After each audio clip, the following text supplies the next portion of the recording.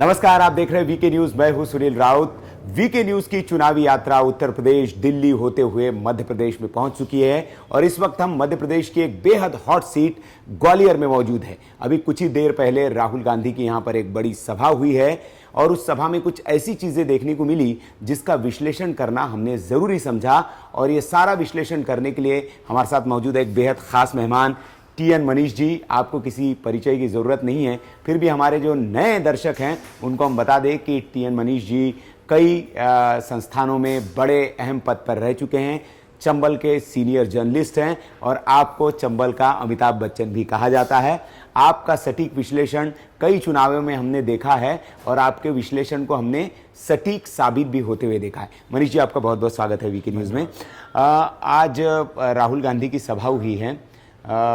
सबसे पहला हमारे जहन में सवाल ये आया कि सिंधिया का गढ़ है ये, सिंधिया परिवार का गढ़ है, श्रीमंत का गढ़ है, लेकिन मुरैना की सभा हो, भिंड की सभा हो या फिर ग्वालियर की सभा हो, सिंधिया जी नदारद दिखे राहुल गांधी के साथ। देखिए, दरअसल सुनील, मैं आपको बताऊं कि ये जो पूरा मामला है जी, इसमें कोई शक नहीं कि विधानसभा के नतीजों में जी ज्योतिरादित्य सिंधिया जी का अपना एक बहुत बड़ा रोल रहा जी और उस भूमिका से कोई इनकार नहीं कर सकता। जी खास तौर पर जो 34 विधानसभा यहाँ की है जी उसमें से जो स्कोर इन्होंने किया, जी बहुत पुराने बीजेपी के गढ़ को इन्होंने ध्वस्त किया। बिल्कुल। लेकिन इस बार ये बात जो आई है, हम थोड़ा सा अतीत पे जाएं बिल्कुल तो ये पाते हैं कि जो नारायण कृष्ण शेजवलकर साहब हैं, जी, विवेक नारायण शेजवलकर जी के स्वर्गीय पिताजी, पिता, उनका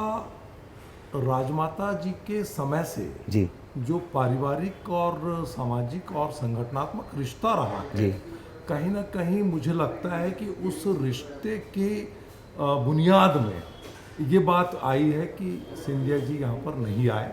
हालांकि जाहिर तौर पर ये बात जरूर मानी जाएगी कांग्रेस की तरफ से कि सिंधिया जी खुद एक गुना शिवपुरी में चुनाव लड़ रहे हैं और अपनी उनकी व्यस्तता हो सकती है, इसलिए वो राष्ट्रीय अध्यक्ष की रैली के बावजूद भी नहीं आए। और ये भी कहा जा सकता है उनकी तरफ से कि महल का यहाँ होना या ना होना इसलिए जरूरी नहीं है कि जैसा आपने कहा कि ग्वालियर उनका गढ़ है, तो ये बातें हो सकती है। लेकिन अगर हम राजनीतिक तौर पर देखें तो विवेक नारायण शेजवलकर जी के साथ ऐसा मुझे लगता है कि एक अंदर खाने कोई ना कोई एक मौन समर्थन की बात तो मतलब आप कह रहे हैं कि सेटलमेंट हो चुका है, समर्थन तो आता है, समर्थन आता है।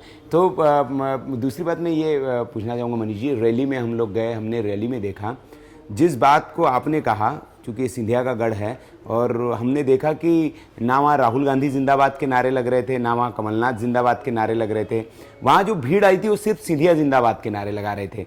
और हमने ये भी देखा कि जब सिंधिया जी माफ़ करिएगा राहुल गांधी का भाषण शुरू हुआ तो लोग सुन नहीं रहे थे उनको, वो रैली से उठकर चले गए। तो क्या संकेत समझे इसके? देखिए, मैं आपको बताऊं कि अशोक सिंह जी के साथ में जी एक बात ये आ रही है कि एक सहानुभूति उनके साथ है लोगों की, जी कुछ परसेंटेज जी। सहानुभूति इस दृष्टि से है कि इसके पहले भी वो लोकसभा में बहुत कम मार्जिन से जाते जाते संसद पहुंचते पहुंचते रह गए थे। तो लोगों में एक बात वो तो है। लेकिन दूसरी बात अगर मैं करूं तो अगर राजनीतिक पृष्ठभूमि हम देखते हैं अशोक सिंह की, तो वो पृष्ठभूमि जो है वो कहीं ना कहीं दिग्विजय सिंह के खेमे से आते हैं।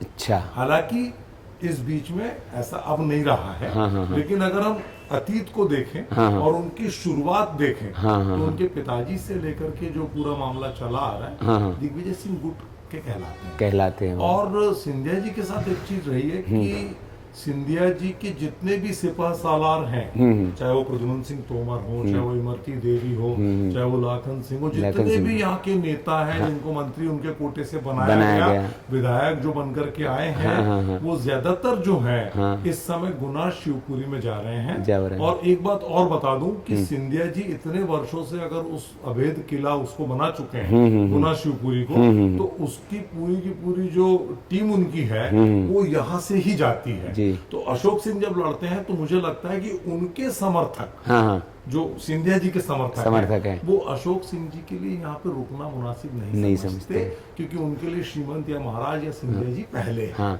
मतलब जो आम पब्लिक भी जो पहुंची थी मनीष जी, तो हम ये समझे कि वो सिंधिया को देखने पहुंची थी और वो नहीं दिखे तो इसलिए उठ के जाने लगी। देखिए, इसमें दो बातें हो सकती है।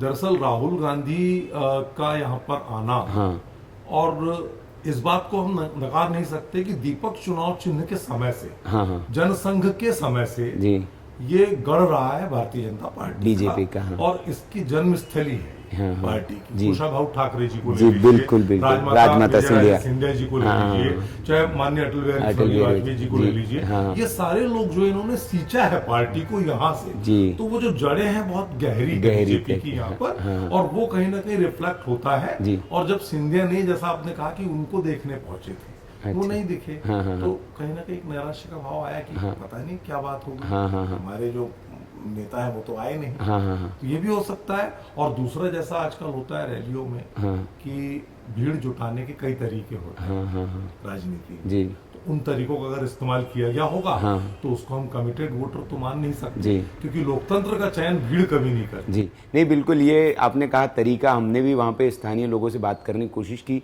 तो हमें महसूस हुआ कि लोगों को लाया गया था, लोग आए नहीं थे, लोगों को लाया गया था रेलू में, बसों में भर भर के, क्योंकि उनको भाषण उधर दे रहे राहुल गांधी जी और लोग पीछे मुड़कर पीट करके इधर देख रहे, कोई पूरी खा रहा है, कोई हलवा खा रहा है। तो वो कुल मिलाकर इससे साबित हो रहा था कि वो कमिटेड वोटर नहीं है, या उनकी इच्छा नहीं है कि कांग्रेस के लिए वोट करना है, उनको लाया गया था। ये नहीं कह सकते कि रैली में जितने भी लोग आए थे सब, लेकिन कुछ मात्रा में जो हमने देखा, हमारे कैमरे ने देखा, हमने बात भी करने की कोशिश की उनसे, तो कांग्रेसियों ने कुछ हम पर ये भी आरोप लगाया कि आप नेगेटिव रिपोर्टिंग यहाँ आकर कर रहे हैं, लेकिन हमने सच्चाई दिखाने की कोशिश की कि वास्तविकता ठीक है।